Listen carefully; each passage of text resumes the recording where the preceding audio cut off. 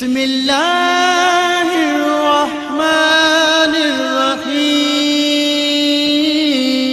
വരിക കർമ്മ പന്തമേന്തി ധർമ്മരാജ്യം പണിതിടാൻ ഒരുമ മാനസങ്ങളാൽ കർമ്മഗാഥ തീർത്തിടാം.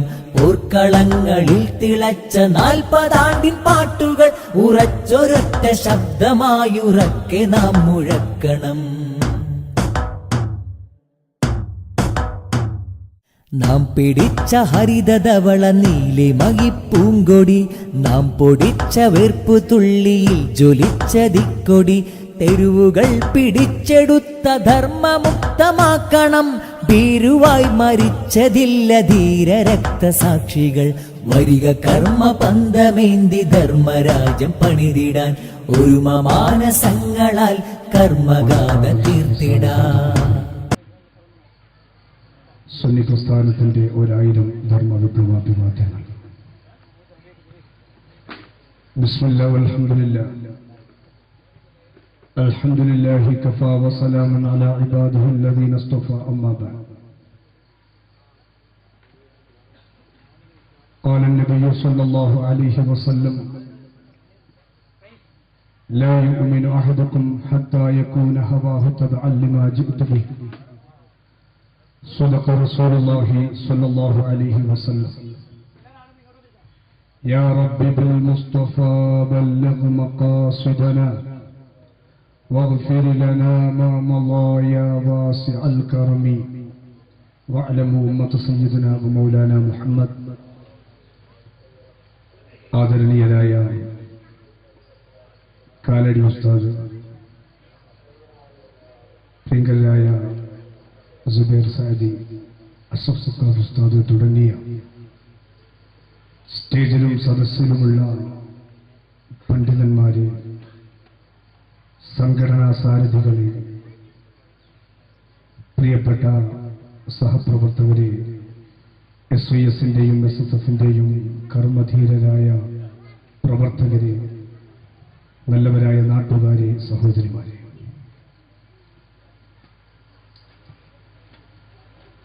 സാംസ്കാരിക കേരളത്തിന്റെ മണ്ണിൽ 4 പതിറ്റാണ്ടോളമായി സ്തുത്യർഹമായ പ്രമേയങ്ങളും ശ്ലാഘനീയമായ മുദ്രാവാക്യങ്ങളും മുഴക്കി ജനമനതലങ്ങളിൽ വേരൂന്നിയ ധാർമ്മിക വിപ്ലവ വിദ്യാർത്ഥി പ്രസ്ഥാനമാണ് Kerala state Sunni students federation. അതിന്റെ 40ാം വാർഷികം വരുന്ന ഏപ്രിൽ 26, 27, 28 തീയതികളിൽ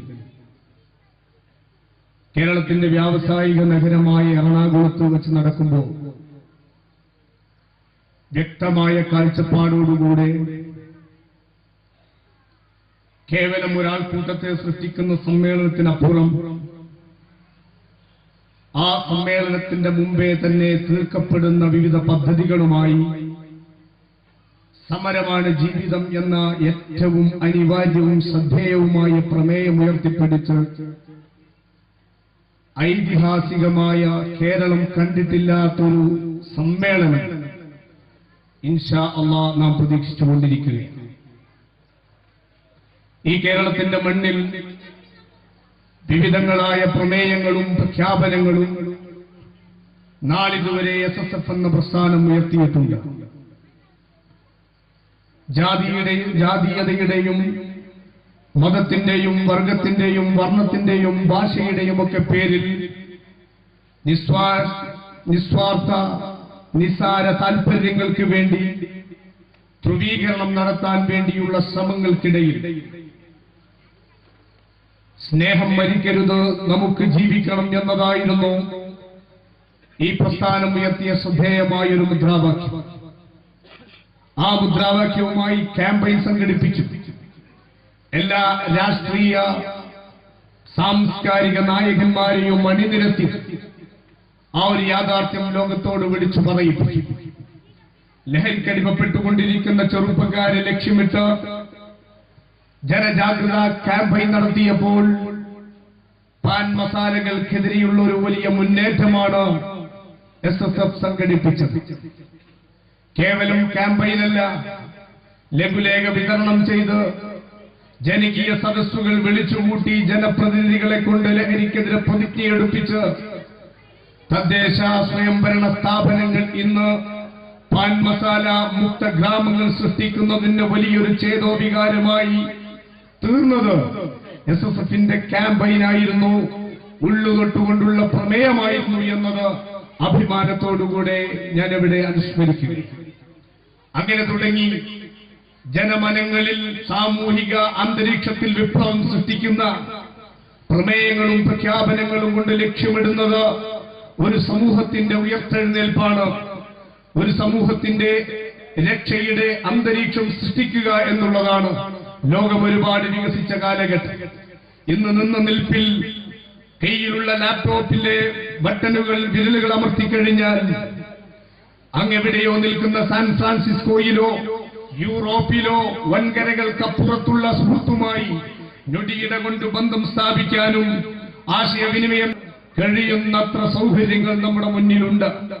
എന്റെ കയ്യിലിരിക്കുന്ന പാൻടോപ്പോ അല്ലെങ്കിൽ അതുപോലെയുള്ള നല്ല സൗകര്യമുള്ള മൊബൈൽ ഫോൺ എടുത്തുകൊണ്ട് വിമാന ടിക്കറ്റ് റിസർവ് ചെയ്യാൻ, അതുപോലെ തന്നെ ഈ മെയിലിലൂടെ എല്ലാവിധ സംവിധാനങ്ങളും കമ്മ്യൂണിക്കേറ്റ് ചെയ്യാൻ കഴിയുന്ന രൂപത്തിൽ ഇരുന്നിടത്ത് വെച്ച് എല്ലാ ജീവിത സന്ധാരണ പ്രവർത്തനങ്ങൾക്കും സാധ്യമാകുന്നിടത്തേക്ക് സയൻസും ടെക്നോളജിയും നമ്മെ ഉയർത്തിയിട്ടുണ്ട് എന്ന യാഥാർത്ഥ്യം വലിയ യാഥാർത്ഥ്യമാണ്, വിസ്മരിക്കാൻ കഴിയില്ല. ഇവിടെ ഈ പുരോഗതി, അതുപോലെ അനുദിനം വളർന്നുകൊണ്ടിരിക്കുന്ന വികാസം, ആ വികാസം ലക്ഷ്യമിടുന്നത് മനുഷ്യനെയാണ്. മനുഷ്യന് വേണ്ടിയാണ് ഈ സുഖ സൗകര്യങ്ങൾ. മനുഷ്യനിൽ ഊന്നിക്കൊണ്ടാണ് എല്ലാവിധ വികാസവും പുരോഗതിയും. ഒരു രാജ്യത്തിന്റെ പുരോഗതി അളക്കുമ്പോൾ ആ രാജ്യത്തെ മനുഷ്യർ എത്രമാത്രം പുരോഗതിപ്പെട്ടിട്ടുണ്ട് എന്നതിനെ മാനദണ്ഡപ്പെടുത്തിയാണ് അവിടെ പുരോഗതി അളക്കപ്പെടുന്നത് എങ്കിൽ, എന്റെ പ്രിയപ്പെട്ടവരെ, ഏതൻസിന്റെ തെരുവീതികളിലൂടെ ഒരു നട്ടുച്ച സമയത്ത് ഒരാൾ റാന്തൽ വിളക്കുമായി നടക്കുന്നു. ആളുകൾ ചിരിച്ച് പരിഹസിച്ച് ചോദിക്കുന്നു, ഓ ഡിയോജനീസ്, എന്തേ നിങ്ങൾ ഈ നട്ടുച്ചയ്ക്ക് റാന്തൽ വിളക്കുമായി നടക്കുന്നത്? ചിന്തകനായി, ബുദ്ധിയുള്ള ആളായി, പല തത്വങ്ങളും സമൂഹത്തിന് മുന്നിൽ സമ്മാനിക്കുന്ന നിങ്ങൾ എന്തേ ഈ നട്ടുച്ച വെയിൽ കത്തി നിൽക്കുന്ന സമയത്ത് റാന്തൽ വിളക്കുമായി നഗരത്തിന്റെ പ്രാന്തപ്രദേശത്തിലൂടെ നടക്കുന്നത് എന്ന് ചോദിച്ചപ്പോ ഡയോജനീസ് എന്ന ജനങ്ങൾ പരിഹാസത്തോടെ കാണുന്ന ആ ബുദ്ധിയുള്ള മനുഷ്യൻ പറഞ്ഞു, ഞാനൊരു മനുഷ്യനെ അന്വേഷിക്കുകയാണ്. ഈ കാണുന്നതൊന്നും മനുഷ്യരല്ലേ എന്ന് ആ കൂടിയ വെളിവില്ലാത്ത ജനങ്ങൾ അദ്ദേഹത്തോട് ചോദിച്ചപ്പോ കൃത്യമായ മറുപടിയൊന്നും പറയാതെ അവിടെ നിന്ന് അദ്ദേഹം തടിയൂരിയെങ്കിൽ പ്രിയപ്പെട്ടവരെ, നാം മനസ്സിലാക്കേണ്ടതുണ്ട്, ഇന്നിന്റെ സാഹചര്യങ്ങൾ, മനുഷ്യൻ വികസിച്ച് പുരോഗതിപ്പെട്ടു എന്ന് പറയുന്ന സാഹചര്യത്തിൽ ഒരു പട്ടാപ്പകലിൽ യാത്ര ചെയ്യാൻ സ്ത്രീ സമൂഹത്തിന് അനുവദിക്കാത്തൊരു സമൂഹം, ട്രെയിനിലും ബസ്സിലും ഓടിക്കൊണ്ടിരിക്കുന്ന ഓട്ടോറിക്ഷയിലും അതുപോലെ തന്നെ ബസ് സ്റ്റേഷനിലും ബസ് സ്റ്റോപ്പിലും റെയിൽവേ സ്റ്റേഷനിലും ഒന്ന് സൗര്യമായി ജീവിക്കാൻ നമ്മുടെ അർദ്ധവിഭാഗമായ സ്ത്രീ സമൂഹത്തിന് സ്വാതന്ത്ര്യം അനുവദിക്കാത്തൊരു സമൂഹത്തെക്കുറിച്ച് മനുഷ്യനെന്ന് നമുക്ക് പറയാൻ കഴിയുമോ? കഴിഞ്ഞ ന്യൂ ഇയറിന്റെ തലേനാൾ കേരളത്തിന്റെ തിരൂരിലെ ഒരേ ഒരു ബീവറേജസ് സ്റ്റാളിൽ വെച്ച് കുടിച്ചു തീർത്ത മദ്യത്തിന്റെ കണക്ക് 19.81 ലക്ഷം രൂപയുടെ മദ്യം. നിരവധി ബീവറേജസ് സ്റ്റാളുകൾ കേരളത്തിലുണ്ട്. വിദേശ മദ്യ ഷോപ്പുകൾ, അതിൽ ഗവൺമെന്റ് ഹലാലാക്കിയതാണ് ബീവറേജസ് സ്റ്റാൾ എന്ന് പറയുന്നത്. ആ സ്റ്റാളുകളിലെ ഒരു ഔട്ട്ലെറ്റിൽ ചെലവഴിച്ചത് 19 ലക്ഷത്തിന്റെ മദ്യമാണെങ്കിൽ കേരളീയൻ കുടിച്ചു തീർക്കുന്ന മദ്യത്തിന്റെ കണക്കെത്രയാണ്? അങ്ങനെ കുടിക്കുമ്പോ ആ കുടി എവിടെ നിന്ന് തുടങ്ങുന്നറിയുമോ? സാമൂഹ്യ ശാസ്ത്രജ്ഞന്മാരുടെ കണക്കെടുപ്പ് പ്രകാരം 12 വയസ്സു മുതൽ ഇന്ന് മദ്യപാനം ആരംഭിക്കുകയാണ്. 10 വർഷങ്ങൾക്കും 10-20 വർഷങ്ങൾക്ക് മുമ്പ് 15-ന്റെയും 20-ന്റെയും വയസ്സായിരുന്നു ഏറ്റവും കുറഞ്ഞ മദ്യപാനത്തിന്റെ പ്രായമെങ്കിൽ ഇന്ന് 12-ന്റെയും 15-ന്റെയും ഇടയിലുള്ള പ്രായമാണ് ഏറ്റവും കുറഞ്ഞ പ്രായമെന്ന് പറയുമ്പോ, എന്റെ പ്രിയപ്പെട്ട രക്ഷിതാക്കളെ, പ്രിയപ്പെട്ട ഉമ്മമാരെ, നമ്മുടെ പ്രതീക്ഷയോടുകൂടെ സ്വപ്നം കണ്ടുകൊണ്ട് വിദ്യാലയങ്ങളിലേക്ക് അയക്കുന്ന എന്റെ പ്രിയപ്പെട്ട കുരുന്നുമോൻ, ആ മക്കൾ മദ്യപാനികളായി മാറില്ല എന്ന് ഉറപ്പു പറയാൻ നമുക്ക് ആർക്കെങ്കിലും കഴിയുമോ? മദ്യപാനത്തിന്റെ ബാലപാഠങ്ങൾ ശീലിക്കുന്നത് ക്യാമ്പസിന്റെ അകത്തു നിന്ന്, ഹൈസ്കൂളിന്റെ അകത്തു നിന്ന് മറന്നു പോവേണ്ട. ഉച്ച കഴിഞ്ഞ് ക്ലാസ്സിൽ ശ്രദ്ധിക്കാത്ത 2-3 വിദ്യാർത്ഥികളെ വിളിച്ച് അധ്യാപിക ചോദ്യം ചെയ്തപ്പോൾ പറഞ്ഞു, ആ കുട്ടികളിൽ നിന്ന് രൂക്ഷമായ മദ്യത്തിന്റെ ഗന്ധം, മദ്യപിച്ചിട്ടുണ്ടെന്ന് ബോധ്യപ്പെട്ടു. എങ്ങനെ കൗൺസിലിംഗിന്റെ ഒടുവിൽ എങ്ങനെയാണ് ഈ ദുശ്ശീലം വന്നത് എന്ന് ചോദിച്ചപ്പോൾ ദിവസേന അച്ഛൻ നല്ല കളറുള്ള ബോട്ടിൽ അലമാരിയിൽ വെച്ച് സൂക്ഷിക്കുന്നത് കണ്ടു. ദിവസേന അതിൽ നിന്ന് എടുക്കുന്നതോ കുടിക്കുന്നതും ശ്രദ്ധിച്ചു.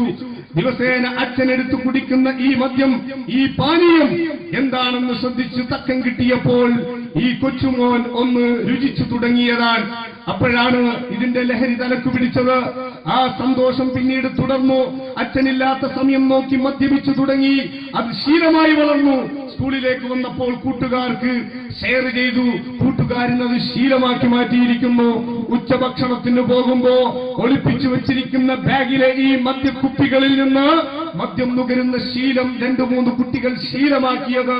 അന്നാണ് അധ്യാപിക നോട്ടമിടുന്നത്.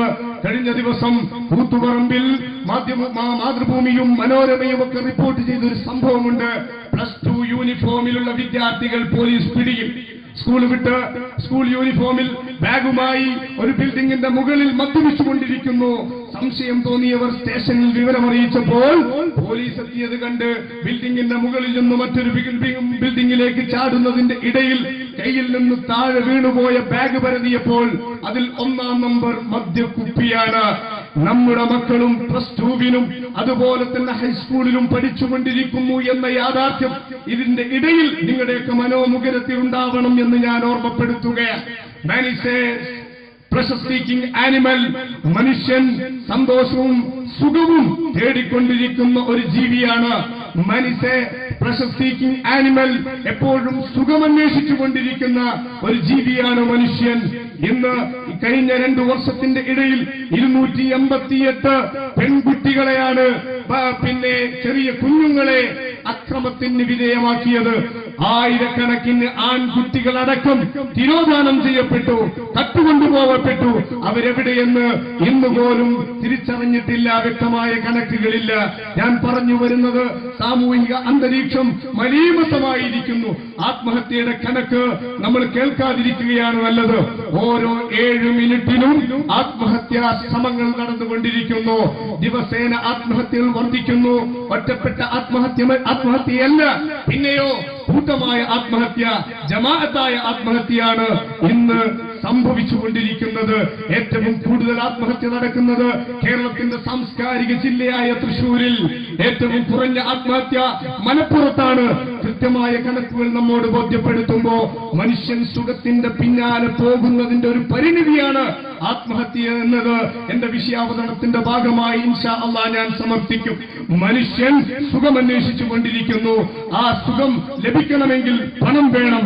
പണം ലഭിച്ചെങ്കിലേ നല്ലവണ്ണം ഭക്ഷണം കഴിക്കാനും മദ്യപിക്കാനും അതുപോലെ തന്നെ എന്തൊക്കെ സുഖിക്കണമോ eat drink and be merry, തിന്നുക കുടിക്കുക പരമാവധി സുഖിക്കുക എന്ന യൂറോപ്പിന്റെ വൃത്തികെട്ട ചിന്ത ജീവിത ലക്ഷ്യമായി നമ്മുടെ സമൂഹം അനുവദിച്ച് അംഗീകരിച്ചുകൊണ്ടിരിക്കുന്നു.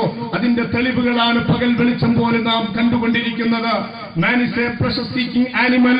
മനുഷ്യൻ സുഖമന്വേഷിക്കുന്ന, സ്വാഭാവികമായി സുഖത്തിന്റെ പിന്നാലെയുള്ള മനുഷ്യനാണ്.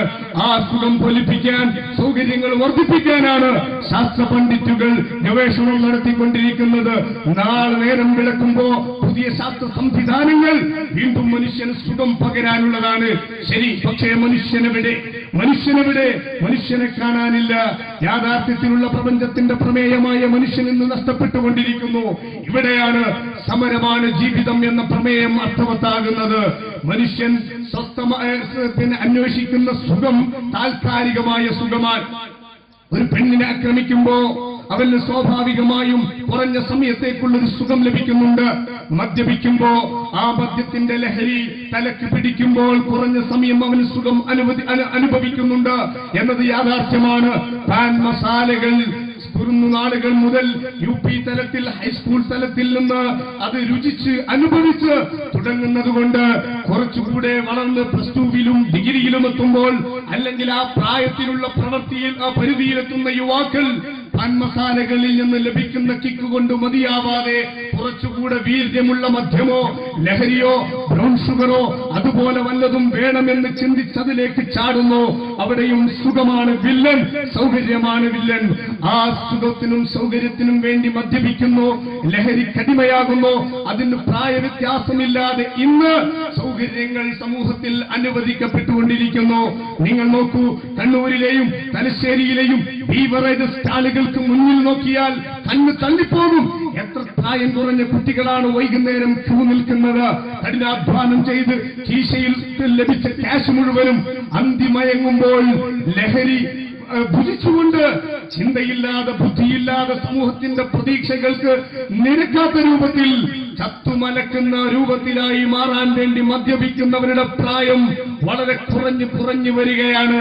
നിങ്ങൾ നോക്കൂ, ആ രൂപത്തിൽ സുഖമന്വേഷിക്കുന്ന മനുഷ്യൻ സ്ത്രീ പീഡനമായാലും ലഹരിയായാലും അതുപോലെയുള്ള ചൂതാട്ടമായാലും ലോട്ടറി എടുക്കുന്നതായാലും എല്ലാം സുഖം ലഭിക്കാൻ വേണ്ടിയാൽ ഒരന്യ പെണ്ണിനെ നോക്കുന്നത് പോലും കണ്ണിന്റെ താൽക്കാലികമായ സുഖത്തിന് വേണ്ടിയാണെങ്കിൽ അതാണ് മുഴുവൻ പ്രശ്നങ്ങൾക്കും കാരണമായി വരുന്നത്. ഡൽഹിയിലെ ഒരു പെൺകുട്ടി ഓടിക്കൊണ്ടിരിക്കുന്ന വാഹനത്തിൽ ആക്രമിക്കപ്പെട്ടു എങ്കിൽ അത് പെട്ടെന്നുണ്ടായ ഒരു വികാരമല്ല. അതിന്റെ പിന്നിൽ കുറെ ഘടകങ്ങളുണ്ട്. ആ ഘടകങ്ങൾ എന്താണെന്ന് മനസ്സിലാക്കി രോഗത്തെ ചികിത്സിക്കാനല്ലാതെ പടർന്നു പന്തലിച്ചുകൊണ്ടിരിക്കുന്ന ഈ ഭീകരാവസ്ഥ, ഭീകരതാണ്ഡവമാടുന്ന വൃത്തികേടിന്റെ സാമൂഹിക അന്തരീക്ഷത്തിൽ നിന്ന് മനുഷ്യനെ കരകയറ്റാനും കൈപിടിച്ച് രക്ഷപ്പെടുത്താനും സാധ്യമല്ല. ഇന്ന് ആലോചിച്ചിട്ടുണ്ടോ നിങ്ങൾ? കുത്തരത്തായികയാൽ 5 വയസ്സ്, 3 വയസ്സ്, 2 വയസ്സ്, ഇനി ഗർഭാശയത്തിലുള്ള മക്കളെ പീഡിപ്പിക്കപ്പെട്ട വാർത്ത കേട്ടാൽ നിങ്ങൾ ഞെട്ടണ്ട. ആ രൂപത്തിലേക്ക് കാര്യങ്ങൾ നീങ്ങിക്കൊണ്ടിരിക്കുന്നു. എന്തേ ഡൽഹിയിൽ പീഡിപ്പിക്കപ്പെടാൻ കാരണം? ഒന്ന്, ആ പെൺകുട്ടി സന്ധ്യാനേരത്ത്, പാതിര നേരത്ത് അന്യനായൊരു കാമുകനുമായി ബസ്സിൽ യാത്ര ചെയ്തുകൊണ്ടിരിക്കുന്നു. വേണ്ട വിധത്തിലുള്ള വസ്ത്രധാരണം ആ പെൺകുട്ടി വസ്ത്രധാരണം നയിച്ചിട്ടില്ല. ഒരു വിഷയം, പാതിരാവിൽ അന്യപുരുഷനുമായി സ്ത്രീ ഇറങ്ങിയത് തെറ്റ്. അതുകൊണ്ട് ഇസ്ലാം പറഞ്ഞപ്പോൾ വലിയൊരു പിന്തിരിപ്പൻ നയമായി കണ്ടവരുണ്ടായിരുന്നു. മറ്റുള്ളവരെയും കൂടി പ്രകോപിപ്പിക്കുന്ന രൂപത്തിൽ ഒരന്യ പുരുഷനുമായി വേണ്ടവിധം വസ്ത്രം ധരിക്കാതെ, മാന്യമായി വസ്ത്രധാരണയില്ലാതെ എന്നെ ഒന്ന് പീഡിപ്പിച്ചു തരൂ എന്ന് പറയുന്ന രൂപത്തിൽ കാമകേളികളിൽ മുഴുകുന്നത് ലഹരി തലക്ക് പിടിച്ച ആ ബസ്സിലെ കുടുംബാംഗങ്ങളായ ഡ്രൈവറും കണ്ടക്ടറും അടങ്ങുന്ന ആളുകളെ പ്രകോപിപ്പിച്ചു. അത് ചില തോണ്ടലുകൾക്കും അസ്വാരസ്യങ്ങൾക്കും കാരണമായി. അതിനെ ഈ ചെറുപ്പക്കാരനെ എതിർത്തപ്പോൾ ആദ്യം അവനെ തള്ളിയിട്ടു, പിന്നെ ഈ പെണ്ണിനെ ആക്രമിച്ചു. ഇതിലാരെയാണ് നമ്മൾ കുറ്റപ്പെടുത്തുക? ഈ ഒരു വൃത്തികേടിൽ ആരാണ് പ്രതിക്കൂട്ടിലുള്ളത്? ഒന്ന് മദ്യപാനം, മറ്റൊന്ന് സന്ധ്യാനേരത്തെ പിന്നെ അന്യപുരുഷനുമായുള്ള യാത്ര, മറ്റൊന്ന് മാന്യമായ വസ്ത്രധാരണയില്ലായ്മ. ഇതെല്ലാമാണ് സമൂഹത്തിന്റെ മുഴുവൻ പ്രശ്നങ്ങൾക്കും കാരണം. നിങ്ങൾ നോക്കണം, ഇങ്ങനെ ആക്രമിക്കപ്പെടുന്ന പെൺകുഞ്ഞുങ്ങൾ, ലഹരിക്കടിമപ്പെട്ടുകൊണ്ടിരിക്കുന്ന ചെറുപ്പക്കാർ, സാമൂഹികമായി മലീമസമായ അന്തരീക്ഷം. ഈ അന്തരീക്ഷത്തിന്റെ മുന്നിൽ നിന്നുകൊണ്ടാണ് SSF എന്ന ധാർമ്മിക വിദ്യാർത്ഥി പ്രസ്ഥാനം സമരം മുഴക്കുന്നത്. 1-ാം ലോക മഹായുദ്ധത്തിന്റെ സമരമല്ല, 2-ാം ലോക മഹായുദ്ധത്തിന്റെ സമരമല്ല. അവിടെയൊക്കെ ലക്ഷക്കണക്കിന് മനുഷ്യർ യമപുരിക്ക് പറഞ്ഞേക്കപ്പെട്ടു. എന്നാൽ അതിനേക്കാളൊക്കെ വലിയൊരു സമരത്തെ കുറിച്ചാണ് SSFന് നിങ്ങളോട് ഓർമ്മപ്പെടുത്താനുള്ളത്. എന്താണെന്നറിയുമോ? സമൂഹം ഓടുമ്പോൾ അതിന്റെ നടുകെ ഓടുക എന്ന വൃത്തികെട്ട നയത്തിനെതിരെയുള്ള സമരം. നാടെങ്ങോട്ട് ഞാനും അങ്ങോട്ട് എന്ന മഹാവൃത്തികേടിന്റെയും അതുപോലെ തന്നെ പിന്തിരിപ്പൻ ജുഗുപ്സാവഹമായ നയത്തിനെതിരെയുള്ള സമരത്തെക്കുറിച്ചാണ് SSFന് ഓർമ്മപ്പെടുത്താനുള്ളത്. ഇത്തരം സാമൂഹിക ദുരന്തങ്ങളിൽ നിന്ന് കരകയറാനുള്ള നല്ല സംവിധാനങ്ങൾ 14 മുമ്പ് ഹബീബുനാ മുഹമ്മദ് റസൂലുള്ളാഹി സ്വല്ലല്ലാഹു അലൈഹി വസല്ലമ തങ്ങൾ ഓർമ്മപ്പെടുത്തിയിട്ടുണ്ട്. ഒരു രാഷ്ട്രീയ പകപോക്കലിന്റെ പേരിൽ കൊല ചെയ്യാൻ മടിയില്ലാത്തൊരു സമൂഹം നമ്മുടെ മേൽ വളർന്നു വന്നുകൊണ്ടിരിക്കുന്നു. മദ്യപിക്കാൻ ക്യാഷ് കൊടുക്കാത്തതിന്റെ പേരിൽ അച്ഛനെ കുത്തുമറത്താൻ മകന്റെ കയ്യിൽ കടാരയുണ്ട്. പണം ചോദിച്ച സിനിമ കാണാൻ പണം അനുവദിക്കാത്തതിന്റെ പേരിൽ ഉമ്മയെ ആക്രമിച്ച മകൻ നമ്മുടെ നാട്ടിലുണ്ട് എങ്കിൽ പ്രിയപ്പെട്ടവരെ, കൃത്യമായ ശിക്ഷ ഇത്തരം ധിക്കാരികൾക്ക്, ക്രിമിനലുകൾക്ക് നൽകുക എന്നതാണ് ഒന്നാമത്തെ പാഠം. ഒരാളെ കൊന്നു, ആ കൊന്നവന് എന്താണ് ശിക്ഷ ഇന്നത്തെ സമൂഹത്തിൽ നമ്മുടെ ഗവൺമെന്റ് നൽകുന്നത്? പീനൽ കോഡ് അനുസരിച്ചുകൊണ്ട് കേസ് തെളിഞ്ഞാൽ, എവിഡൻസുകൾ ക്ലിയർ ആണെങ്കിൽ കുറഞ്ഞ ദിവസം ജയിലിലടക്കും, അല്ലെ? എന്നിട്ട് ജാമ്യം അനുവദിച്ചാൽ അവൻ നാട്ടിലിറങ്ങി നടക്കും. ക്രൂരകൃത്യമാണെങ്കിൽ, ക്രൂരമായ അക്രമമാണെങ്കിൽ പോലും ആരെങ്കിലും ആൾ ജാമ്യം നിന്ന് ക്യാഷ് കൊടുത്തു കഴിഞ്ഞാൽ അവൻ നാട്ടിലിറങ്ങി. ഇത്രയുള്ളൂ ശിക്ഷ. ഇനി ഞാൻ അതിനേക്കാൾ വലുത് ചെയ്യാൻ പോകുന്നു, ഞാൻ ഇതിനേക്കാളും വലിയ കൊല നടത്താൻ പോകുന്നു, ഇതിലും ഭീകരമായ കൊള്ള നടത്താൻ എനിക്കൊരു പ്രശ്നവുമില്ല എന്ന മനോഗതിയിലേക്ക് പോലും നയിക്കുന്ന ശിക്ഷാ സമ്പ്രദായങ്ങളെ നമ്മുടെ നാട് കുട്ടിച്ചോറാക്കുന്നതിന് കാരണമാകുന്നു എന്നത് ഒരിക്കലും നാം മറന്നു പോകരുത്. വിശുദ്ധ ഖുർആൻ ഓർമ്മപ്പെടുത്തി, വലക്കും ഫിൽ ഖിസാസി ഹയാ, വലക്കും ഫിൽ ഖിസാസി ഹയാ. ഒരാളെ കൊന്നതിന്, ഒരാളെ കൃത്യമായി തെളിയിക്കപ്പെട്ടാൽ, കൊലപാതകി തെളിയിക്കപ്പെട്ടാൽ അവനെ കൊല്ലണം, സമൂഹത്തിന്റെ മുന്നിൽ മാതൃകാപരമായി ശിക്ഷിക്കണം. ഈ ശിക്ഷ നടപ്പിലാക്കേണ്ടി വന്നാൽ ഒരാളെയെ കൊല്ലേണ്ടി വരികയുള്ളൂ. ഒരു മനുഷ്യനെ കൊന്നു, നിരപരാധിയായ ഒരു മനുഷ്യനെ കൊന്നു, അത് തെളിയിക്കപ്പെട്ടു എങ്കിൽ കോടതി ഇവനെതിരെ കൊല വിധിക്കുകയും അവനെ സമൂഹ മധ്യത്തിൽ കൊല്ലുകയും ചെയ്താൽ മറ്റൊരാൾ വേറൊരാളെ കൊല്ലാൻ പറ്റും? ഇല്ല. കട്ടവന്റെ കൈ മുറിക്കണം, അതെന്റെ മകൾ ഫാത്തിമയാണെങ്കിൽ പോലും ഞാൻ മുറിക്കുമെന്ന് ആർജവത്തോടെ സമൂഹത്തോട് സമരം പ്രഖ്യാപിച്ച ഹബീബുനാ മുഹമ്മദ് റസൂലുള്ളാഹി സല്ലല്ലാഹു അലൈഹി വസല്ലം. ആ സമര തിയറികളാണ് നമ്മുടെ നാടിനെ രക്ഷിക്കാനുള്ള തിയറിയായി ഞങ്ങൾക്ക് ഉയർത്തി കാണിക്കാനുള്ളത്. അതുകൊണ്ട് തന്നെ ക്രൂരമായൊരു പെൺകുട്ടി ആക്രമിക്കപ്പെട്ടപ്പോ ഈ ഒരു യാഥാർത്ഥ്യം പറയാതെ പലരും പറഞ്ഞിട്ടുണ്ട്. ഷീലാ ദീക്ഷിത് പറഞ്ഞു, എറിഞ്ഞുകൊള്ളണം, അല്ലെങ്കിൽ സൗദി അറേബ്യയിലെ ശിക്ഷ നടപ്പിലാക്കണം. പലരും പറഞ്ഞു അത് സാക്ഷാൽ RSSന്റെ ആളുകൾ പോലും മാതൃകാപരമായി ശിക്ഷിക്കണം, അവനെ കൊല്ലുകയല്ലാതെ മാർഗമില്ല എന്ന് പറഞ്ഞു. എങ്കിൽ 14 മുമ്പേ വ്യഭിചരിക്കുന്നവനെ, സമൂഹത്തിൽ പെൺകുട്ടികളെ ആക്രമിക്കുന്നവരെ എറിഞ്ഞോ നാടുകടത്തിയോ ആക്രമിച്ച് ശിക്ഷ പുലർത്തണം എന്ന് പ്രവാചക പുങ്കവർ മുഹമ്മദ് റസൂലുള്ളാഹി സല്ലല്ലാഹു അലൈഹി വസല്ലമ തങ്ങൾ പഠിപ്പിച്ചിട്ടുണ്ട്. അതുപോലെ തന്നെ കൊന്നവൻ തെളിയിക്കപ്പെട്ടാൽ അവനെ കെഴുമരത്തിലേറ്റണം. അത് മാത്രമാണ് ഒരുപാട് ജീവനുകളെ രക്ഷപ്പെടുത്താനുള്ള മാർഗം. കൊന്നവനെ കൊന്നാൽ പിന്നെ ഒരാളും മറ്റൊരാളെ കൊല്ലാൻ മുന്നോട്ട് വരികയില്ല. അതിലൂടെ ഉണ്ടാകുന്നത് എന്താണെന്നറിയുമോ? സമൂഹത്തിൽ ഒരുപാട് ജീവനുകൾ രക്ഷപ്പെടും. ഈ ഒരു വലിയ തിയറി അതാണ് വിശുദ്ധ ഇസ്ലാം മുന്നോട്ട് വെക്കുന്നത്. അതെല്ലാം മാറി ആർക്കും എന്തുമാവാം എന്ന നയത്തിലേക്ക് മാറിയപ്പോൾ നാട് കുട്ടിച്ചോറാകുന്നു എന്നതിന് യാഥാർത്ഥ്യമാകുന്നു. പിന്നെന്ത് വികാസമാണ്, പിന്നെ എന്ത് പുരോഗതിയാണ്? മനുഷ്യന് സ്വസ്ഥമായി സമാധാനപൂർണമായി ജീവിക്കാനുള്ള അന്തരീക്ഷം ഇല്ലാത്തിടത്തോളം ഒരു പുരോഗതിയും പുരോഗതിയല്ല, ഒരു വികാസവും വികാസമായി ഗണിക്കാൻ പറ്റില്ല. അടിസ്ഥാന കേന്ദ്രമായ മനുഷ്യൻ സൗര്യമായി സ്വസ്ഥമായി ജീവിക്കാനുള്ള സാമൂഹിക അന്തരീക്ഷം സൃഷ്ടിക്കുകയാണ് ഏറ്റവും വലിയ അനിവാര്യമായ ഘടകം. അവിടെയാണ് നമ്മുടെ സമര പ്രഖ്യാപനം നടക്കേണ്ടത്. അതുകൊണ്ട് തന്നെ എന്റെ പ്രിയപ്പെട്ടവരെ, നമ്മുടെ മക്കൾ ആക്രമിക്കപ്പെടാതിരിക്കാൻ, നമ്മുടെ മക്കൾ ലഹരിയുടെ അടിമകളാവാതിരിക്കാൻ നാം സമരം തുടങ്ങേണ്ടിയിരിക്കുന്നു.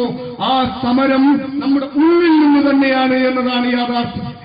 ഈ വിശുദ്ധ ഇസ്ലാം ഹബീബുനാ മുഹമ്മദ് റസൂലുള്ളാഹി സ്വല്ലല്ലാഹു അലൈഹി വസല്ലമ തങ്ങൾ ഒരു സമരത്തെ കുറിച്ച് നമുക്ക് പരിചയപ്പെടുത്തുന്നുണ്ട്.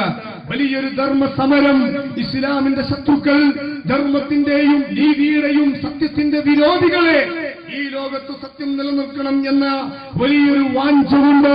മുഹമ്മദ് റസൂലുള്ളാഹി സ്വല്ലല്ലാഹു അലൈഹി വസല്ലമ തങ്ങളും തന്നെ അനുചരന്മാരും രണാങ്കണത്തിൽ വെച്ച് യമപുരിക്ക് പറഞ്ഞയച്ചു.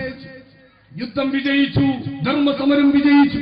നബിയും സഹാബാക്കളും തിരിച്ചു വരുമ്പോ ആ സഹാബത്തിനോട് റസൂലുള്ള പറഞ്ഞു, ഓ സഹാബ, നിങ്ങൾ വലിയൊരു യുദ്ധം കഴിഞ്ഞാണ് മടങ്ങുന്നത്. സായുധ സമരത്തിൽ നിന്നാണ് നമ്മൾ പിന്തിരിഞ്ഞു വന്നുകൊണ്ടിരിക്കുന്നത്. എങ്കിൽ ഈ സമരം സമരമല്ല, ഇതിനേക്കാൾ വലിയൊരു സമരം നിങ്ങളുടെ മുമ്പിലുണ്ട്. ഞങ്ങൾ ഒരുപാട് ആളുകൾ ജീവൻ ബലികഴിച്ചു, അതുപോലെ തന്നെ വെട്ടും കുത്തും കൊണ്ട് ശരീരമാസകലം മുറിഞ്ഞു വേദനിക്കുന്നു. ഇതെല്ലാം സഹിച്ച് ത്യജിച്ചുകൊണ്ട് ഞങ്ങൾ നടത്തിയ സമരം സമരമല്ലെന്നോ? ഇതിനേക്കാളും വലിയൊരു സമരമുണ്ടെന്നോ? അതേതാണ് നബിയെ സമരം? അപ്പോഴാണ് ഹബീബുന മുഹമ്മദ് റസൂലുള്ളാഹി സ്വല്ലല്ലാഹു അലൈഹി വസല്ലമ തങ്ങൾ പറയുന്നത്, ഖദാര കൊണ്ട് നിങ്ങൾക്കൊരു ശത്രുവിനെ വീഴ്ത്താം, കത്തി കൊണ്ട് നിങ്ങളുടെ മുന്നിലുള്ള ഏതെങ്കിലും ഒരു വിരോധിയെ നിങ്ങൾക്ക് പത്തിതാഴ്ച പരാജയപ്പെടുത്താം. പക്ഷേ അതിനേക്കാൾ ത്യാഗപൂർണമാണ് നിങ്ങളുടെ ഉള്ളിൽ കുടികൊള്ളുന്ന പിശാചിനെതിരെയുള്ള യുദ്ധം. നിങ്ങളുടെ അകത്ത് കിടക്കുന്ന നിങ്ങളുടെ ഏറ്റവും വലിയ ശത്രുവായ സ്വന്തം ശരീരത്തിനെതിരെയുള്ള യുദ്ധം. ആ യുദ്ധമാണ് ഇതിനേക്കാളൊക്കെ വലിയ യുദ്ധം. ജിഹാദുൽ അക്ബരി, ജിഹാദുൽ നഫ്സ്, സ്വന്തം ശരീരത്തോടുള്ള യുദ്ധമാണ് ഏറ്റവും വലിയ സമരമെന്ന് ലോകത്തോട് ഹബീബ് മുത്ത് മുഹമ്മദ് മുസ്തഫ സല്ലല്ലാഹു അലൈഹി വസല്ലമ തങ്ങൾ പ്രഖ്യാപിച്ചത്. അതെ, മനുഷ്യൻ പലപ്പോഴും പരാജയപ്പെടുന്നത് ഈ യുദ്ധമുഖത്ത്. ഈ വലിയ യുദ്ധത്തിൽ വിജയിക്കാത്തവൻ മറ്റൊരു യുദ്ധത്തിലും വിജയിക്കാൻ പോകുന്നില്ല. അതുകൊണ്ട് തന്നെ ഒരു അന്യ പെണ്ണിനെ നോക്കണം എന്ന അള്ളാഹുവിന്റെ ഹബീബ് വിരോധിച്ചൊരു തിന്മ, ആ തിന്മയുടെ ലാഞ്ചന കുടികൊള്ളുന്നത് മനസ്സിന്റെ അകത്താണ്, ശരീരത്തിന്റെ അകത്ത് നിന്ന് വരുന്ന ദുർമോഹം കൊണ്ടാണ്. ഒരുത്തനെ ആക്രമിക്കണമെന്ന്, ദൈവത്ത് പറയണമെന്ന്, അതുപോലെ തന്നെ സിനിമ കാണണമെന്ന്, സീരിയൽ കാണണമെന്ന് ആഗ്രഹിക്കുന്നതും ചിന്തിക്കുന്നതും സ്വന്തം ശരീരത്തിൽ നിന്ന് പിശാച് തോന്നിക്കുന്ന ദുർബന്ധനത്തിന്റെ പരിണിതിയായിട്ടാണ്. ഒരു മനുഷ്യനെ പരിഹസിക്കണമെന്ന്, അതുപോലെ ആക്രമിക്കണമെന്ന്, കൊല്ലണമെന്ന്, പീഡിപ്പിക്കണമെന്ന്, ലഹരി രുചിക്കണം എന്ന് തുടങ്ങി സർവ സുഖാന്വേഷണത്തിന്റെയും തുടക്കം, അനുവദിക്കപ്പെടാത്ത മുഴുവൻ സുഖാന്വേഷണത്തിന്റെയും തുടക്കം അവനവന്റെ ഉള്ളിൽ നിന്നുള്ള പൈശാചികതയുടെ ദുർബന്ധനമാണ്. ആ പൈശാചിക ദുർബോധത്തിനെതിരെയാവണം ആദ്യത്തെ ശബ്ദം, ആദ്യത്തെ സമരം. അത് പുറത്തുനിന്ന് തുടങ്ങേണ്ടതല്ല, അത് ഉള്ളിൽ നിന്ന് ആരംഭിക്കേണ്ടതാണ്. സുബ്ഹി നിസ്കാരത്തിന് ബാങ്കുലി മുഴങ്ങുമ്പോ സുബ്ഹിക്ക് എഴുന്നേൽക്കണം എന്ന ആഗ്രഹമുണ്ട്, നിസ്കരിക്കണം എന്ന ചിന്തയുണ്ട്. പക്ഷേ നിസ്കരിക്കാൻ വേണ്ടി എഴുന്നേൽക്കാൻ നിൽക്കുമ്പോ ഉള്ളിൽ നിന്നൊരാഗ്രഹം, പരിപാടിയൊക്കെ കഴിഞ്ഞ്, നിഗ്രഹമൊക്കെ കഴിഞ്ഞ്, വാഴ് പരിപാടി കഴിഞ്ഞ് കുറെ കഴിഞ്ഞ് ക്ഷീണിച്ചല്ലേ ഉറങ്ങിയത്, അതുകൊണ്ട് അല്പം കിടന്നുറങ്ങിയിട്ട് എഴുന്നേറ്റാലും പ്രശ്നമില്ല. ഇതാരാ പറയുന്നത്? ആരാണ് മന്ത്രിക്കുന്നത്? അത് അവനവന്റെ ഉള്ളിലുള്ള പൈശാചികതയാണ്. അതുപോലെ തന്നെ കുറച്ചുകൂടെ കിടന്നോ, ഖളാ ആവാൻ ഇനിയും സമയമുണ്ടല്ലോ, ശരീരം സപ്പോർട്ട് നിൽക്കുന്നു.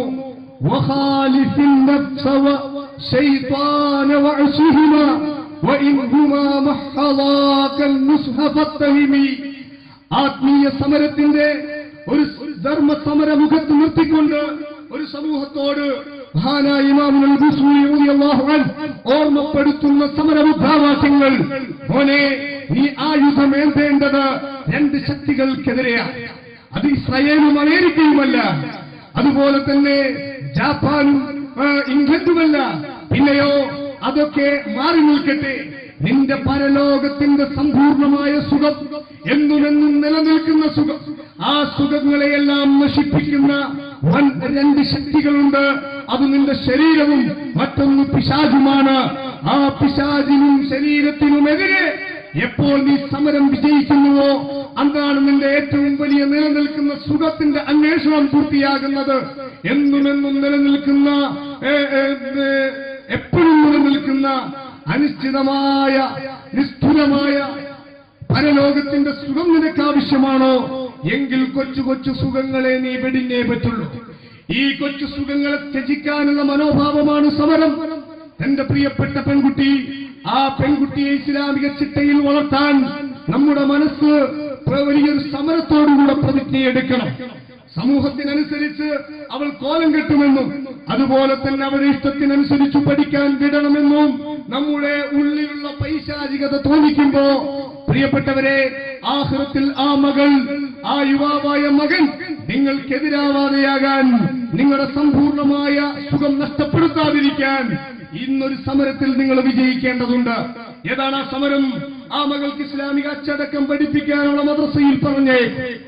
സമൂഹം തുറന്നിട്ട് നടക്കുന്ന വൃത്തികെട്ട മാന്യതയില്ലാത്ത വസ്ത്രധാരണം, ശരീരത്തിൽ ഒട്ടി നിൽക്കുന്ന ബനിയൻ ടൈപ്പ് വസ്ത്രം, ആണുങ്ങൾ ഇടുന്ന പാന്റ് പെണ്ണിടുക, ആണിന്റെ വസ്ത്രം പെണ്ണും പെണ്ണിന്റെ വസ്ത്രം ആണും ധരിച്ച് കോലം കെട്ടുന്നത് ലഅന റസൂലുള്ളാഹി സ്വല്ലല്ലാഹു അലൈഹി വസല്ലം, ആരംഭ റസൂലുള്ളാഹി ശപിച്ചിട്ടുണ്ട്. പുന്നാര ഹബീബിന്റെ ശാപവാക്കുകൾ കുറിക്കുകൊള്ളുന്ന രൂപത്തിൽ മക്കളെ സമൂഹം കാമ കണ്ണോടുകൂടി നോക്കുന്ന വിധത്തിൽ അണിയിച്ചൊരുക്കി നടുറോട്ടിലിറക്കാതിരിക്കുക. എങ്കിൽ പീഡനങ്ങൾ കരുതി വരും. മാതാപിതാക്കൾക്ക് ധൈര്യമില്ല. കൊച്ചുമകൾ അല്ലെങ്കിൽ സ്കൂളിൽ പഠിക്കുന്ന കുട്ടി, ക്യാമ്പസിൽ പോകുന്ന മകൾ, ആ മകളോട് മോളെ നീ മാന്യമായി വസ്ത്രം ധരിക്കൂ, നിന്റെ ശരീരം മറക്കൂ, ശരീരത്തിന്റെ വിധാനങ്ങളും അതുപോലെ തന്നെ രൂപലാവണ്യങ്ങളും വെളിപ്പെടുത്തുന്ന രൂപത്തിലുള്ള വസ്ത്രം ധരിക്കല്ല എന്ന് പറഞ്ഞൊരു സമരം നടത്താൻ ആർജവമില്ലാത്ത പിതാക്കൾ അവർക്ക് പരാജയത്തിന്റെ കൈപ്പുനീരനുഭവിക്കേണ്ടി വരും. നാടോടുമ്പോൾ നടുവയോടുക എന്ന രൂപത്തിൽ കോലം കെട്ടി നടക്കുന്ന കുറെ ചെറുപ്പക്കാരുണ്ട്. അവർ ടൈറ്റ് പെഞ്ചിയനും അതുപോലെ തന്നെ ഒരു കോലം കെട്ടി പാന്റും, ആരൊക്കെയോ ചുമലിലേറ്റിയിരിക്കുന്ന വൃത്തികെട്ട ഹെയർ സ്റ്റൈലും കൊണ്ട് നടക്കുന്ന നമ്മുടെ ചെറുപ്പക്കാർ ടൗണുകളിൽ ഒരു വികാരമായി പറന്നു വന്നുകൊണ്ടിരിക്കുന്നു. എന്ത് ജീൻസ് ജ്വരം, ഷർട്ടിന് മാത്രമായിട്ടൊരു ഷോറൂം, അതുപോലെ തന്നെ കോലം കെട്ട പാന്റിന് വേണ്ടി മാത്രമായിട്ട് കുറെ ഷോപ്പുകൾ. എന്റെ പ്രിയപ്പെട്ട ശബ്ദം കേൾക്കുന്ന ചെറുപ്പക്കാർ, അല്പനേരം എന്നോട് ക്ഷമിക്കുക. ഞാൻ നിങ്ങൾ ആരെയും ആക്ഷേപിക്കുകയില്ല. സമൂഹത്തിന്റെ അരുതായ്മകളുടെ സാമൂഹിക അന്തരീക്ഷത്തിലേക്ക് നിങ്ങൾ അറിയാതെ അലിഞ്ഞു ചേർന്നുകൊണ്ടിരിക്കുന്നു എന്ന നഗ്നയാഥാർത്ഥ്യം മറക്കരുത്. പലപ്പോഴും കണ്ണൂരിലും തലശ്ശേരിയിലുമൊക്കെ നിറഞ്ഞു നിൽക്കുന്ന അതിനു വേണ്ടി മാത്രമായുള്ള കുറെ ഷോപ്പുകൾ. ആ ഷോപ്പുകളിൽ കുറെ മോഡലുകളുണ്ട്. എന്താ, ആ ഷർട്ടിന്റെയും അതുപോലെ തന്നെ പാന്റിന്റെയും ഒക്കെ ഡമ്മി രൂപങ്ങൾ. ആ രൂപങ്ങളെ കാണുമ്പോൾ നമുക്ക് ചിരി വരും, അല്ലേ? എന്നാൽ ആ രൂപങ്ങളെയും വെല്ലുന്ന രൂപങ്ങളാണ് അതിന്റെ അകത്ത് സെയിൽസ്മാൻമാരായി നിൽക്കുന്ന കുറെ ചെറുപ്പക്കാർ. വലതുഭാഗത്ത് മാത്രം താടി, ഇടതുഭാഗത്ത് താടിയില്ല, നെറ്റിക്ക് മീശ, അതുപോലെ തന്നെ ബാക്കിൽ വാല്. ഇതെന്താ, കൊരങ്ങനാണോ? വാല് മനുഷ്യന് എന്ന് പറഞ്ഞതാണോ? ആ രൂപത്തിൽ കാതിൽ ആഭരണമണിഞ്ഞ് അതുപോലെ തന്നെ കോലം കെട്ടിയ വസ്ത്രം ധരിച്ച് ആരുടെയൊക്കെ രൂപത്തിൽ പിന്നെ ഹെയർ സ്റ്റൈല് മേലോട്ടാക്കി വെച്ച് ഇങ്ങനെ കണ്ടാൽ ചുരുക്കി പറഞ്ഞാൽ ഇവനേത് കാട്ടിൽ നിന്ന് എഴുന്നേറ്റ് വരുന്നതാണ് എന്ന് കാണുന്നവൻ ഉറക്കെ ചോദിച്ചില്ലെങ്കിലും അവന്റെ മനസ്സിൽ അങ്ങനെ ചോദിച്ചു പോകുന്ന രൂപത്തിൽ കോലം കെട്ടി നടക്കുന്ന ചെറുപ്പക്കാർ വർദ്ധിച്ചുകൊണ്ടിരിക്കുന്നു. ഇത് നിങ്ങളുടെ മക്കളല്ലേ? നിങ്ങളുടെ കൊച്ചനുസന്മാരല്ലേ? എന്റെ മുന്നിലിരിക്കുന്ന രക്ഷിതാക്കളുടെ വീട്ടിന്റെ അകത്തു നിന്നല്ലേ ഈ ചെറുപ്പക്കാർ കടന്നു വരുന്നത്? ഇസ്ലാം നിഷ്കർഷിക്കുന്ന ഒരു മാന്യതയുള്ള വസ്ത്രധാരണയുണ്ട്. അത് ആര് കണ്ടാലും കൊള്ളാം എന്ന് പറയുന്ന മാന്യതയുടെ വസ്ത്രധാരണമാണ്. ഓ എന്റെ പ്രിയപ്പെട്ട ചെറുപ്പക്കാരാ, നാലാള് ഗുഡ്, നീ ഒരു ഫാഷനാണ് എന്ന് പറയുന്നതിൽ ഒരു സുഖമുണ്ട്. Man is a pleasure seeking animal. നാല് ചെറുപ്പക്കാർ കമ്പനി കൂടുമ്പോ ഓ നീ നല്ല ഫാഷനാണ് എന്ന് പറഞ്ഞു കേൾക്കുമ്പോൾ ഒരു സുഖമുണ്ട്. ആ സുഖത്തിനു വേണ്ടി യൂറോപ്പിന്റെ വൃത്തികെട്ട ശൈലിയും രൂപവും ജീവിത മാർഗങ്ങളും നിങ്ങൾ എടുത്തണിയുമ്പോൾ ഉന്നതമായ സംസ്കാരമാണ് നിങ്ങളുടെ ജീവിതത്തിലൂടെ നിങ്ങൾ കുളം തോണ്ടുന്നത്, കാലുകൊണ്ട് ചവിട്ടിത്തേക്കുന്നത് എന്നത് മറന്നു പോവരുത്. മഹാനായ ഉമർ ഇബ്നുൽ ഖത്താബ് റളിയല്ലാഹു അൻഹു അതാ കുതിരപ്പുറത്ത് കടന്നു വരുന്നു. അപ്പോ തന്റെ വസ്ത്രം അമീറുൽ മുഅ്മിനീനാൻ, കിരീടം വെക്കാത്ത രാജാവാൻ. ആ രാജാവ് കുതിരപ്പുറത്ത് കയറി വരുമ്പോ ഒരു വലിയ മീറ്റിംഗിന് വേണ്ടിയാണ് വരുന്നത്. ആ സ്റ്റേജിന്റെ അടുത്ത് അല്ലെങ്കിൽ സദസ്സിന്റെ അടുത്ത് വെച്ച് കുതിര നിർത്തി ഇറങ്ങി വരുമ്പോൾ മഹാനവറുകളുടെ ഷർട്ടിൽ അവിടെയും ഇവിടെയും ഒക്കെ തുന്നിപ്പിടിപ്പിച്ചിട്ടുണ്ട്. ഒരനുയായി വന്ന് ചോദിക്കുന്നു നല്ല ഉദ്ദേശത്തോടുകൂടെ, അമീറുൽ മുഅ്മിനീൻ, ഓ നായകരെ, നിങ്ങൾ ഈ സമൂഹത്തിന്റെ ഉമ്മത്തിന്റെ നായകനല്ലേ, നല്ലൊരു വസ്ത്രം ധരിച്ചുകൂടെ? നല്ല ലേറ്റസ്റ്റായി കുഴപ്പമില്ലാത്തൊരു വസ്ത്രധാരണം അങ്ങിൽ നിന്ന് ഞങ്ങൾ പ്രതീക്ഷിക്കുന്നു എന്ന് പറയുമ്പോ എന്താണ് നീ പറഞ്ഞത്? വസ്ത്രം കൊണ്ടല്ല എനിക്ക് ഇസ്സത്ത്, അഅസ്സലല്ലാഹു ബിൽ ഇസ്ലാം, ഇസ്ലാമിന്റെ സുന്ദരമായ സംസ്കാരം കൊണ്ടാണ് ഞാൻ സാംസ്കാരിക വസ്ത്രമണിഞ്ഞിരിക്കുന്നത്. കീറിയ വസ്ത്രം നീ നോക്കണ്ട എന്ന് പ്രഖ്യാപിച്ച ഉമർ ഇബ്നുൽ ഖത്താബ് റളിയല്ലാഹു അൻഹു. ഇവിടെ ആരെങ്കിലുമൊക്കെ നമ്മെ മാവിന്മേൽ കയറ്റുമ്പോഴേക്ക് വൃത്തികെട്ട വസ്ത്രം ധരിക്കാനും അതുപോലെ തന്നെ മുടിന്റെ കോലം മാറ്റാനും തയ്യാറാവേണ്ട യുവത്വമല്ല നിങ്ങളുടേത് എന്ന് എന്റെ പ്രിയപ്പെട്ട ചെറുപ്പക്കാരെ ഞാൻ ഓർമ്മപ്പെടുത്തുകയാണ്. ഇവിടെ ചില സമര പ്രഖ്യാപനങ്ങൾ നിങ്ങൾ നടത്തേണ്ടതുണ്ട്. എനിക്ക് ഇസ്ലാം വിശുദ്ധമായൊരു സംസ്കാരം തന്നിട്ടുണ്ട്, മാന്യമായൊരു വസ്ത്രധാരണ രീതി തന്നിട്ടുണ്ട്. കമ്പോള സംസ്കാരം ഉള്ളതെല്ലാം വിറ്റു തീർക്കാൻ പരസ്യങ്ങൾ മുഖേന, സീരിയൽ മുഖേന, മാഗസിനുകളിലും ടിവികളിലുമെല്ലാം വേണ്ടാത്ത പരസ്യങ്ങൾ നമ്മുടെ തലക്കടിച്ചു കയറ്റിയിട്ട് ആ രൂപങ്ങളെല്ലാം എടുത്തണിയാൻ നമ്മുടെ യുവാക്കളെയും ചെറുപ്പക്കാരികളായ യുവതികളെയും ഉള്ളിൽ പ്രലോഭിപ്പിക്കുന്ന ഈ വൃത്തികെട്ട കമ്പോള സംസ്കാരം, ആ സംസ്കാരത്തിനുള്ള സമരം നമ്മൾ ആരംഭിക്കേണ്ടിയിരിക്കുന്നു. അത് റോഡിലുള്ള സമരമല്ല, ജീവിച്ചുകൊണ്ടുള്ള സമരമാണ്. അത്തരം വൃത്തികെട്ട ജീവിത ശൈലികൾ, വസ്ത്രധാരണകൾ പുറങ്കാൽ കൊണ്ട് ചവിട്ടി മാറ്റാൻ നമുക്ക് കഴിയണം. അവിടെയാണ് നമ്മുടെ സമരം എന്ന് ഞാൻ ഓർമ്മപ്പെടുത്തുന്നു. ഇത്തരം സുഖിക്കാനും സൗകര്യത്തിനും സമൂഹം എങ്ങനെ നടക്കുന്നു അതിനനുസരിച്ച് ഞാനും നടക്കട്ടെ എന്ന് ചിന്തിക്കുന്ന സർവമാന ദുർമന്ത്രത്തിനെതിരെയുമുള്ള അവനവന്റെ ഉള്ളിൽ നിന്ന് തുടങ്ങുന്ന സമരം, അത് തഖ്വയുടെ ആയുധമായി, ഈമാനിന്റെ വജ്രായുധവുമായി സമരക്കളത്തിലിറങ്ങിയാൽ നെരിയാണിക്ക് താഴെ വസ്ത്രം ധരിക്കുന്ന ഒരു ചെറുപ്പക്കാരനെ കാണുകയില്ല.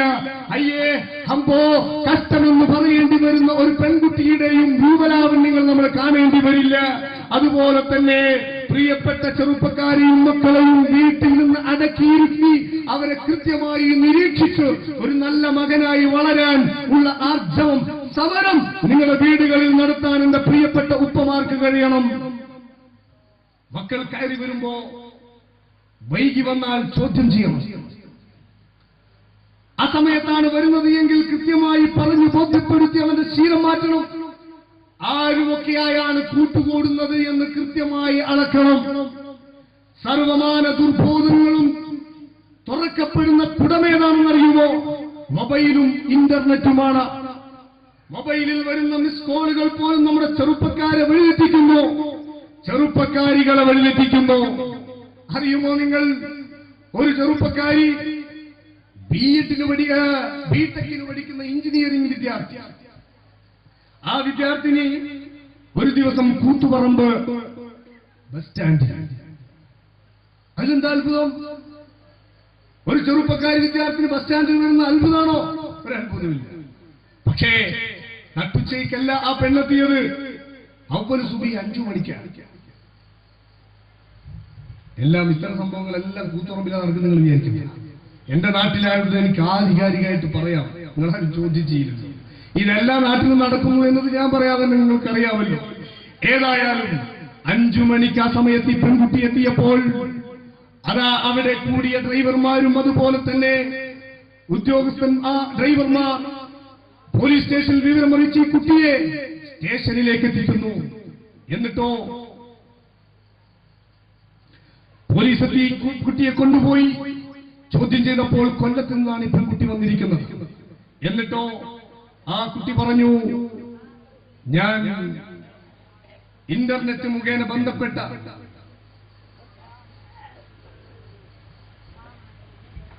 മുന്നിലായ നമ്മുടെ വേദിയിലേക്ക് വന്നുകൊണ്ടിരിക്കുന്നു. ബിടെക്കിന് പഠിക്കുന്ന വിദ്യാർത്ഥിനി വർഷം 1 നെറ്റിലൂടെ പരിചയപ്പെട്ട, മിസ് കോളിലൂടെ പരിചയപ്പെട്ട് എപ്പോഴും ബന്ധം പുതുക്കിക്കൊണ്ടിരിക്കുന്ന കാമുകനെയും തേടി വന്നതാണ്. അവിടെ ഇരുത്തി കാമുകന്റെ നമ്പർ വാങ്ങിയതിനു ശേഷം സ്റ്റേഷനിൽ നിന്ന് പോലീസ് ബന്ധപ്പെട്ടു. കാമുകനെ വിളിച്ചു വരുത്തി. ഏകദേശം 10 മണിയായതോടുകൂടെ ആ കാമുകൻ ഈ പെൺകുട്ടി പ്രതീക്ഷിച്ചുകൊണ്ടിരിക്കുന്ന, തന്റെ സ്വപ്നത്തിൽ പ്രതീക്ഷിക്കുന്ന ആ ഒരു കാമുകനെയും പ്രതീക്ഷിച്ചു നിൽക്കുമ്പോ 10 മണിയോടുകൂടെ അതാ മന്ദം കാമുകൻ സ്റ്റേഷനുള്ളിലേക്ക് വരുന്നു. വളരെ പ്രതീക്ഷയോടെ കണ്ണിൽ എണ്ണയൊഴിച്ച് കാത്തിരിക്കുന്ന ഈ പെൺകുട്ടി, പക്ഷേ സന്തോഷത്തിന്റെ ആധിക്യം കൊണ്ട് പെൺകുട്ടി ബോധരഹിതയായി വീണുപോയി. മറ്റൊന്നുമല്ല, ആ കാമുകന് 67 വയസ്സുണ്ടായിരുന്നു. വിദ്യാഭ്യാസമല്ല ഇതിൽ കാര്യം. ബിടെക്കിന് പഠിക്കുന്ന വിദ്യാർത്ഥിനിക്ക് വർഷങ്ങളോളമായി ബന്ധം പുലർത്തിയ ഈ തന്റെ എതിർപക്ഷത്തുള്ള കക്ഷിയെക്കുറിച്ച് മനസ്സിലാക്കാൻ കഴിഞ്ഞില്ല. നമ്മുടെ ആധുനിക സംവിധാനങ്ങൾ വലിയ ദുരന്തമായി മാറിക്കൊണ്ടിരിക്കുന്നു. അതുകൊണ്ട് ഫോൺ നിയന്ത്രിക്കണം. വീട്ടിന്റെ അകത്ത് നിന്ന് ഇന്റർനെറ്റ് ഉപയോഗിക്കുമ്പോൾ അത് ജനറലായി ഉപയോഗിക്കാൻ മാത്രം മക്കളെ അനുവദിക്കണം. സ്വകാര്യ റൂമിൽ വെച്ച് കമ്പ്യൂട്ടർ ഉപയോഗിക്കാൻ മക്കളെ അനുവദിക്കരുത്. ജനറൽ റൂമിൽ വെച്ചുകൊണ്ട് മാത്രം കമ്പ്യൂട്ടർ ഉപയോഗിക്കാൻ അനുവദിക്കുക. വൈകി വരുമ്പോൾ ശാസിക്കുക. നല്ല കൂട്ടുകാരുമായി മാത്രം കൂട്ടുകൂടുന്നു എന്ന് ഉറപ്പുവരുത്തുക. ഇങ്ങനെയെല്ലാം വളരെ ഗൗരവത്തോടുകൂടെ നിരീക്ഷിച്ചു മക്കളെ നിയന്ത്രിച്ചെങ്കിൽ മാത്രമേ പ്രിയപ്പെട്ടവരെ നമ്മുടെ മക്കൾ എന്നും നമ്മുടെ മക്കളായി ബാക്കി നിൽക്കുകയുള്ളൂ. ഇവിടെയൊക്കെ വലിയൊരു സമരം തന്നെ നമ്മുടെ കുടുംബത്തിന്റെ അകത്ത്, അതുപോലെ വീട്ടിന്റെ അകത്ത് നമ്മൾ നയിക്കേണ്ടി വരും എന്ന് ഓർമ്മപ്പെടുത്തുകയാണ്. രക്ഷിതാക്കൾക്ക് പലപ്പോഴും നിയന്ത്രണ വലയത്തിനുള്ളിൽ ഒതുങ്ങാത്ത രൂപത്തിൽ നമ്മുടെ ചെറുപ്പക്കാർ മാറിക്കൊണ്ടിരിക്കുന്നു. എത്ര രക്ഷിതാക്കളാണ് മക്കൾ നിയന്ത്രണ രേഖകൾ വഴിതെറ്റി വിട്ടതിന്റെ പേരിൽ, വഴിതെറ്റി നടക്കുന്നതിന്റെ പേരിൽ കണ്ണുനീര് കുടിക്കുന്നത്. പലരും ഉസ്താദുമാരോടും അതുപോലെ തന്നെ തങ്ങന്മാരോടും ദുആ ചെയ്യാൻ ഏൽപ്പിക്കുന്നു. ഒരു യാഥാർത്ഥ്യം നാം അംഗീകരിച്ചേ പറ്റൂ. എന്താണെന്ന് രക്ഷിതാക്കൾക്ക് പോലും മക്കളെ നിയന്ത്രിക്കാൻ കഴിയുന്നില്ല. എങ്കിൽ ഈ മക്കളെയെല്ലാം നിയന്ത്രിക്കാൻ കഴിയുന്ന ഒരാത്മീയ കോർവയിൽ ആത്മീയതയുടെ തരംഗം തീർത്തുകൊണ്ട് മക്കളെ വളർത്തുന്ന ഒരു ധാർമ്മിക പ്രസ്ഥാനമാണ് SSF എന്ന് ഞാൻ നിങ്ങൾ ഓർമ്മപ്പെടുത്തുകയാണ്. ഒരു ദിവസം സുബഹി കഴിഞ്ഞ് അതാ ഫോണിലേക്കൊരു കോൾ വരുന്നു. മംഗലാപുരത്തിനടുത്തുള്ള മലയാളവും കന്നഡയും സംസാരിക്കുന്ന ഒരു ചെറുപ്പക്കാരൻ ഫോണിലൂടെ പറയുന്നു, സാറേ, എന്റെ ഉമ്മ ഇന്നലെ വൈകുന്നേരം മരണപ്പെട്ടു പോയി, അതുകൊണ്ട് ദുആ ചെയ്യാനാണ് ഞാൻ വിളിച്ചത്. നീ ആരാണ് മോനെ? എവിടെ നിന്നാണ് വിളിക്കുന്നത്? മംഗലാപുരത്തിനടുത്തുള്ള ഒരു സ്ഥലത്ത് നിന്നാണ്. എന്നെ എങ്ങനെ പരിചയമെന്ന് ചോദിച്ചപ്പോൾ ഞാനും നിങ്ങളുമായി ഒരു പരിചയവുമില്ല, നമ്മൾ തമ്മിലൊരു ബന്ധവുമില്ല. പക്ഷേ ഞാൻ SSFന്റെ ഇന്നാലുന്ന സെക്ടറിന്റെ സെക്രട്ടറിയാണ്. പക്ഷെ എന്റെ ഉമ്മ മരണപ്പെട്ടു പോയപ്പോൾ എന്നെ ജന്മം നൽകി ലാളിച്ച് പോറ്റി വളർത്തിയ ആ ഉമ്മ SSFകാരനാക്കി എന്നെ രക്ഷപ്പെടുത്തിയത് ആ ഉമ്മയാണ്. പക്ഷെ ആ ഉമ്മ മരിച്ചപ്പോ ഉമ്മയ്ക്ക് വേണ്ടി ഞാൻ എന്ത് ചെയ്യണം എന്ന് ആലോചിച്ചു. വേദനയോട് ആലോചിച്ചപ്പോൾ എന്റെ മനസ്സിൽ ഒരു തന്ത്രം വന്നു. എന്താണത്? പോക്കറ്റിൽ സൂക്ഷിച്ചിരിക്കുന്ന SSFന്റെ മുഖപത്രമായ റിസാലയുടെ പോക്കറ്റ് ഡയറി, ആ ഡയറി മറിച്ചു നോക്കുമ്പോ കാസർഗോഡ് മുതൽ മംഗലാപുരം മുതൽ കോഴിക്കോട് തിരുവനന്തപുരം വരെയുള്ള ആലിമീങ്ങളുടെയും സാദാത്തുക്കളുടെയും പട തന്നെയുണ്ട്. അവരിൽ എനിക്ക് കഴിയുന്നവരെയെല്ലാം ഫോണിൽ വിളിച്ചുകൊണ്ട് എന്റെ ഉമ്മയ്ക്ക് വേണ്ടി ദുആ ചെയ്യാൻ ഒന്ന് അഭ്യർത്ഥിക്കാമെന്നതാണ് എനിക്ക് തോന്നിയ ഏറ്റവും വലിയ ഒരു അനുഗ്രഹം. അങ്ങനെ ഞാൻ എല്ലാവരെയും വിളിച്ചുകൊണ്ടിരിക്കുകയാണ് ഇന്നലെ രാത്രി മുതൽ. ഇപ്പോൾ നിങ്ങളെയും ബന്ധപ്പെട്ടു എന്ന് മാത്രം. എനിക്കിതിനേക്കാൾ വലുതെന്താണ് എന്റെ ഉമ്മയ്ക്ക് വേണ്ടി ചെയ്യാനെന്ന് പറഞ്ഞു പൊട്ടിക്കരയുന്ന ആ കുഞ്ഞുമോന്റെ മനസ്സകത്ത് വളർന്നു വരുന്ന ചെറുപ്പക്കാർ ലഹരിക്കും വേണ്ടാത്തതിനും അടിമപ്പെട്ടുകൊണ്ടിരിക്കുമ്പോ നിയന്ത്രിക്കാൻ ഒരു രേഖയുമില്ലാതെ, നിയന്ത്രിക്കാൻ നിവൃത്തിയില്ലാതെ കൈമലക്കുമ്പോ ആരും പറയാതെ, ആരും നിയന്ത്രിക്കാതെ തന്നെ ആത്മീയതയിൽ സ്വയം നിയന്ത്രിതനായി ഉമ്മയ്ക്കും ബാപ്പയ്ക്കും വേണ്ടി കരയണമെന്നും ദുആ ചെയ്യണമെന്നും സങ്കടപ്പെടണമെന്നും ഒരു ഫാത്തിഹയും യാസീനും ദിവസേന ഓതണമെന്നുമുള്ള ആത്മീയ ചിന്ത മനസ്സിലുണ്ടാക്കിയെടുത്ത ഏറ്റവും വലിയൊരു ശക്തിയാണ് SSF എന്ന ഈ പ്രസ്ഥാനം. ആ പ്രസ്ഥാനത്തിലേക്ക് നിങ്ങളുടെ മക്കളെ പറഞ്ഞേക്കാൻ SBS ആ കുരുന്നുകളെ കൈപിടിച്ച് നിങ്ങൾ കൊണ്ടുവരാൻ തയ്യാറെങ്കിൽ നിങ്ങൾക്ക് ആ മക്കളെ ആഖിറത്തിൽ നഷ്ടപ്പെടില്ല. ഖബറിൽ സ്വസ്ഥമായി കിടക്കാൻ, സന്തോഷത്തോടെ ആഖിറത്തിൽ അന്തിയുറങ്ങാൻ നിങ്ങൾക്ക് ആ മക്കളെന്നും കാവലായ ഉണ്ടാകും എന്ന് മാത്രം നിങ്ങളെ ഉണർത്തി ലഹരിക്കതയുള്ള പ്രതിജ്ഞ കൂടി ഈ ഉദ്ഘാടന വേദിയിൽ നിങ്ങളോട് പങ്കുവെച്ച് ബിസ്മില്ലാഹിർ റഹ്മാനിർ റഹീം ഇന്നാ ഫതഹ്നാ ലക ഫതഹൻ മുബീന എന്ന വിശുദ്ധ ഖുർആന്റെ വാക്യത്തിൽ ഈ മഹാസംഘം ഉദ്ഘാടനം ചെയ്തതായി അറിയിച്ച് എന്റെ വാക്കുകൾക്ക് വിരാമം കുറിക്കുന്നു. ആഖിറു ദഅവാനാ അൽഹംദുലില്ലാഹി റബ്ബിൽ ആലമീൻ. അസ്സലാമു അലൈക്കും വറഹ്മത്തുള്ളാഹി വബറകാതുഹു. വാക്യമോ അതല്ലെങ്കിൽ ആളുകളെ കൂട്ടുന്ന സമ്മേളനമോ അല്ല. ഈ സമ്മേളനം ഒരു വലിയ ലക്ഷ്യം വെച്ചുകൊണ്ടുള്ള സമ്മേളനമാണ്. ഇൻഷാ അല്ലാഹ് ഈ വേദിയിൽ നമ്മെ അനുഗ്രഹിച്ച് നമുക്ക് കാത്തുപാർത്തിരിക്കുന്ന ഒന്നിരായ ശൈഖുനാ പേരോട് ഉസ്താദ്, എറണാകുളം SSFന്റെ 40ാം വാർഷിക സംസ്ഥാന സമ്മേളനത്തിന്റെ സംസ്ഥാന ജനറൽ കൺവീനർ ഒന്നിരായ പേരോട് ഉസ്താദ്, അല്ലാഹു ആഫിയത്തുള്ള ദീർഘായുസ് പ്രദാനം ചെയ്യുമാറാകട്ടെ. അതുകൊണ്ട് ഈ പ്രാസ്ഥാനിക സമ്മേളനമാണ്. എല്ലാ സംഘടനയുടെയും സംഘകുടുംബത്തിന്റെയും ഒരു വലിയ മുന്നേറ്റമായാണ് ഈ സമ്മേളനം കാണുന്നത്.